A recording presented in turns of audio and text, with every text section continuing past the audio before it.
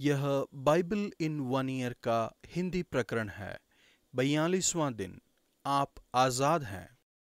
Steve McQueen की film 12 Years a Slave Solomon Northup की यादों पर आधारित है, जो न्यूयॉर्क राज्य में आज़ाद जन्मे थे, लेकिन सन 1841 में वाशिंगटन डीसी से इनका अपहरण करके इन्हें दासत्व में बेच दिया गया था और इन्हें लुजियाना में 12 साल तक गुलाम बनाकर रखा गया था। वे कपास और गन्ने की खेती में इतने लंबे समय तक के दहशत का वर्णन करते हैं। अंत में सन 1853 में उन्हें गुलामी से छुड़ाया गया और उन्हें अपने परिवार से फिर से मिला दिया गया। वे लिखते हैं, उन्होंने मुझे गले लगाया और मेरे आंसू गाल से बहते हुए मेरी गर्दन तक पहुंच गए। लेकिन मैंने इस दृश्य पर पर्दा डाल दिया जिसकी कल्पना करना वर्णन करने से बाहर है। मेरी खुशियां और आज़ादी फिर से बहाल कर दी गई हैं। गुलामी बहुत बेकार है, आज़ादी आश्चर्यजनक है। पुराने नियम में मूसा परमेश्वर के लोगों को आज़ादी दिलाने वाले व्यक्ति हैं। वह यीशु सर्वोच्च मुक्तिदाता का पूर्वाभास हैं। जैसे मूसा ने परमेश्वर के लोगों को गुलामी से आज़ाद किया, वैसे ही यीशु ने आपको पाप की गुलामी से आज़ाद किया है। मुक्ति शायद सबसे अच्छा सामयिक शब्द है जो बाइबल में उद्धार के अर्थ को परिभाषित करता है। संपूर्ण बाइबल को उद्धार का इतिहास के रूप में सारांशित किया जा सकता है। यह परमेश्वर की इच्छा और अपने लोगों को आज़ाद करने के उद्देश्य की कहानी है। भजन संहिता 20 का 1 से 9 तक। उस आज़ादी का आनंद उठाएं जो विश्वास से आती है। क्या आप परेशानी, कष्ट या मुश्किल के समय में हैं? दाऊद भी ऐसे समय में थे, जिसे होने वाले युद्ध की तरह संबंधित किया जा सकता है। उसने परमेश्वर से मदद के लिए विनती की। भजन की पहली पंक्ति परमेश्वर से निवेदन है कि वह पवित्र स्थान से तेरी सहायता करे, और भजन की अंतिम पंक्ति परमेश्वर से निवेदन है कि जिस दिन हम पुकारें तो महाराज हमें उत्तर दें। परमेश्वर प्रार्थना का उत्तर देते हैं। जब आप संकट के दिनों में रहते हैं तो आप प्रार्थना में परमेश्वर को पुकार सकते हैं, और आपको पुकारना चाहिए, उनसे यह मांगते हुए कि वह संघर्ष के बीच आपको मुक्ति और आज़ादी दें। यह अति साहसिक आशीर्वाद का मामला नहीं है, बल्कि यह वास्तविक विश्वास है। दाऊद परमेश्वर के उद्धार करने वाले पराक्रम, मुक्ति दिलाने वाली सामर्थ को जान जाते हैं। वह कहते हैं, अब मैं जान गया कि यहोवा अपने अभिषिक्त का उद्धार करता है। वह 6 बातों के बारे में कहते हैं जिन्हें आप खुद के लिए, अपने परिवार, अपने दोस्तों और अपने समाज के लिए मांग सकते हैं। नंबर 1, रक्षा करें। प्रभु तेरी रक्षा करे। प्रभु तुझे नुकसान की पहुंच से दूर रखे। नंबर 2, मदद करें। वह पवित्र स्थान से तेरी मदद करें। नंबर 3, संभाल लें। सियोन से तुझे संभाल ले। नंबर 4, ग्रहण करें। स्मरण करें और ग्रहण करें। नंबर 5, सफल करें। वह तेरे मन की इच्छा को पूरी करे और तेरी सारी युक्ति को सफल करे। नंबर 6, जय दे। जब तू विजयी हो तो हम तेरे नाम के झंडे खड़े करें। प्रभु तुझे मुंह मांगा वरदान दे। सफलता और जय रथों और घोड़ों पर भरोसा करने से नहीं आती, बल्कि ये आपके विश्वास से आती है। परंतु हम तो अपने परमेश्वर यहोवा ही का नाम लेंगे। प्रभु, आपका धन्यवाद कि आपने मुझे मुक्ति दी है।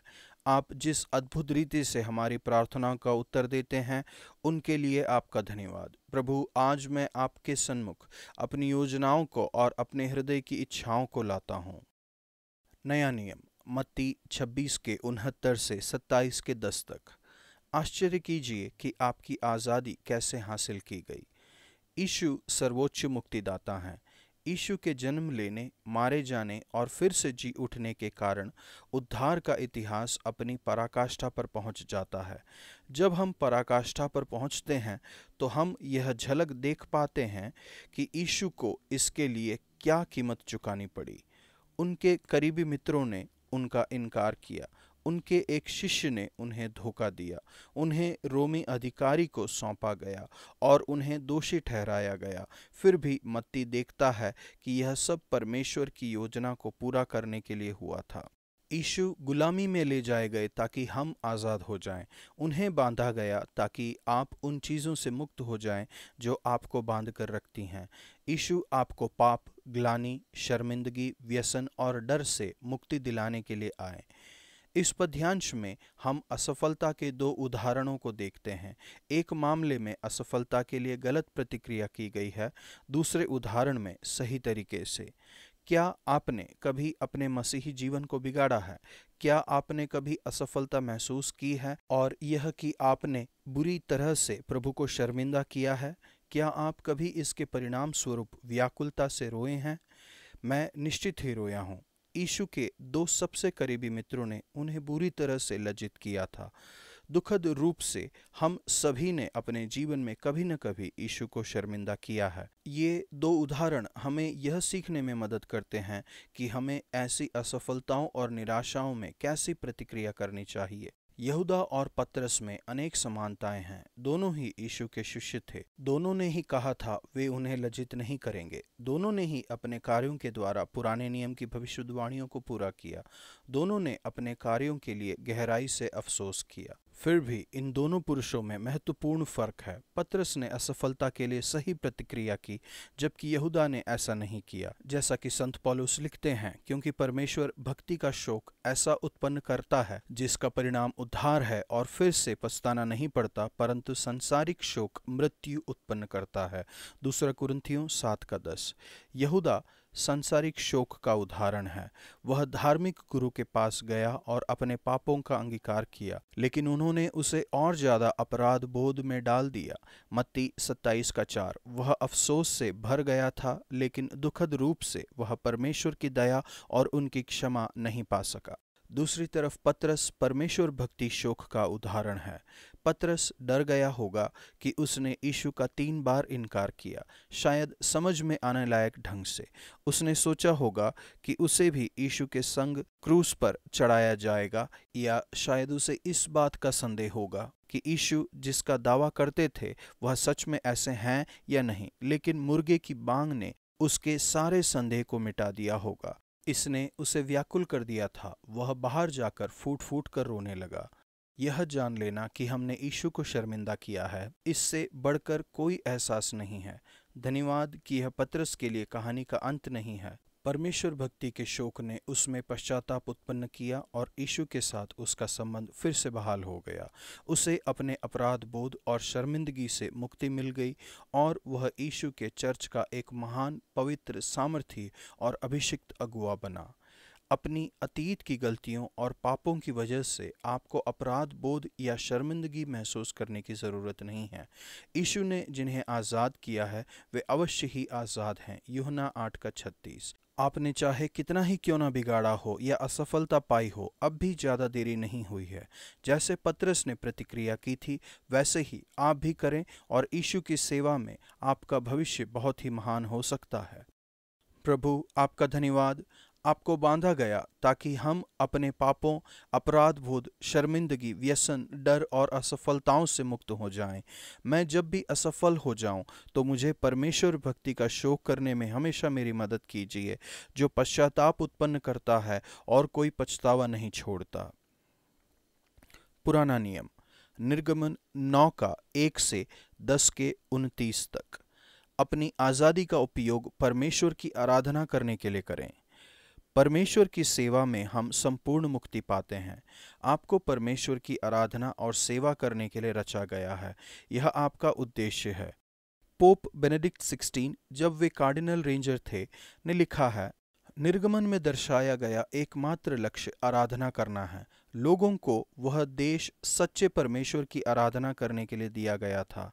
परमेश्वर की सच्ची आराधना करने की आज़ादी देने के लिए जो फिरौन का सामना करते वक्त प्रतीत होता है, यह निर्गमन का एकमात्र उद्देश्य है। बिल्कुल इसका यही सार है।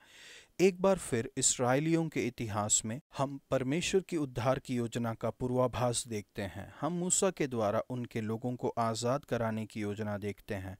इन पंक्तियों द्वारा परमेश्वर मूसा से बार बार ये शब्द कहते हैं, फिरौन के पास जाकर कह कि इब्रियों का परमेश्वर यहोवा तुझसे इस प्रकार कहता है कि मेरी प्रजा के लोगों को जाने दे कि मेरी उपासना करें। वह फिरौन को बहुत अवसर देते हैं। मूसा बार बार फिरौन से परमेश्वर के शब्दों को कहता है, मेरी प्रजा के लोगों को जाने दे कि मेरी उपासना करें, या जैसा कि मैसेज अनुवाद कहता है, मेरे लोगों को आज़ाद कर दे कि वे मेरी आराधना करें। दुनिया हमारे अच्छे कार्यों को देखती है लेकिन हमारी आराधना के महत्व को नहीं देखती। फिरौन उन पर आलसी होने और काम के बजाय आराधना को एक विकल्प मानने का आरोप लगाता है। वास्तव में इस पद्यांश में आराधना का इब्रानी शब्द अवाद है, जिसे आराधना और काम दोनों के रूप में अनुवादित किया जा सकता है।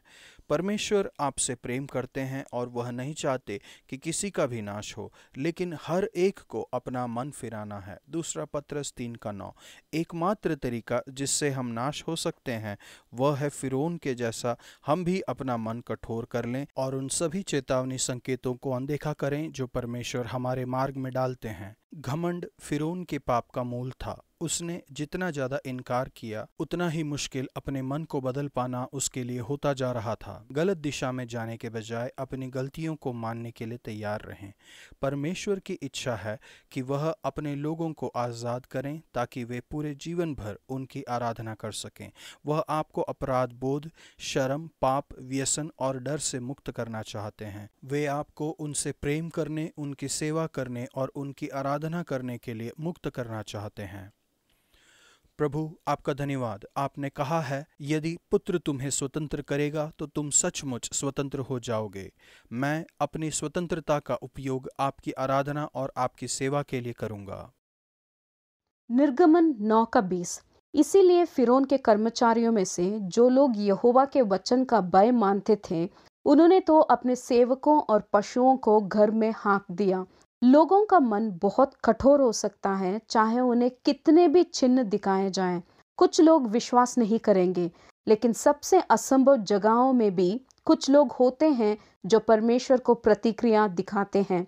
आज का वचन, वह तेरे मन की इच्छा को पूरी करें और तेरी सारी युक्ति को सफल करें। भजन संहिता 20:4।